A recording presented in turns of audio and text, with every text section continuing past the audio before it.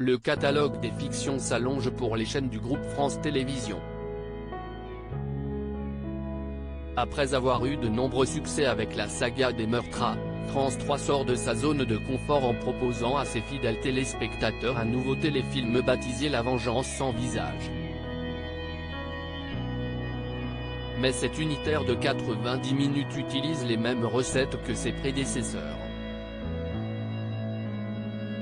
Un saut de parachute vire au drame sur France 3. Le résumé de cette histoire est simple.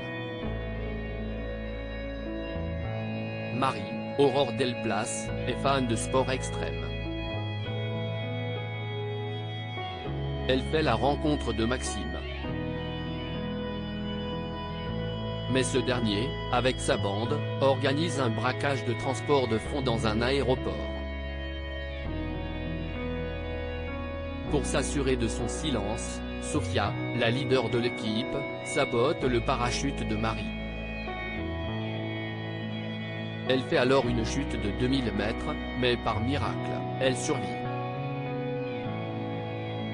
Quelque temps plus tard, Marie fait une nouvelle fois la connaissance de Sophia. Elle décide de se venger de son accident, en l'attirant vers un cambriolage. Mais le commandant Luc Ferrat, Philippe Bas, qui s'informe sur ce fameux gang, infiltre le réseau en tant qu'auxiliaire de vie. Comment vont-ils résoudre cette enquête, remplie de secrets et de rancœur? Aurore Delplace en tête d'affiche, Philippe Bas en aide inattendue. La chaîne a fait appel à des acteurs bien connus des adeptes du petit écran. Tout d'abord, Philippe Bas sera de la partie. Il a récolté des résultats mitigés avec la suite de la fiction Le Sceau du Diable sur l'antenne de TF1. Le 7 novembre 2022, les 2 épisodes du second opus de la saga ont été suivis en moyenne par 3,63 millions de personnes, soit 17,7% de part d'audience auprès des 4 ans et plus, dont 15% sur le public féminin. Le premier volet avait quant à lui, beaucoup mieux fonctionné avec 6,13 millions de Français, et 30,5% de part de marché.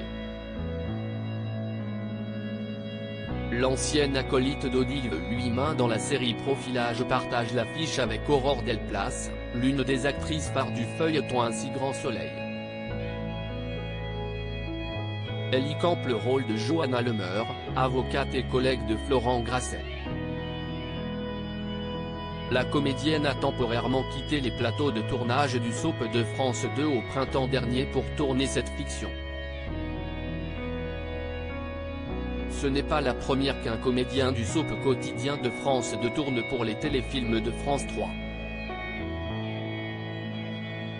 On retrouvera Maëva El Aroussi dans un nouvel opus de la saga Meurtres.